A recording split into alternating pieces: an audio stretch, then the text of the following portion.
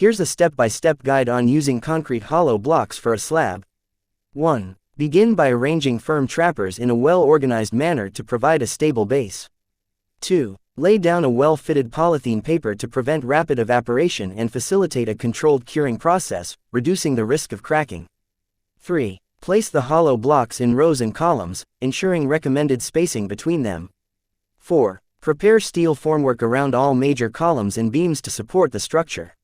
5. Install electrical works, plumbing, and BRC mesh reinforcement is needed within the hollow block layout. 6. With approval from site engineers, pour concrete evenly over the area enclosed by the hollow blocks, ensuring it reaches the desired thickness. 7. Allow the concrete to set and cure properly before removing any supports, typically after around 3 weeks.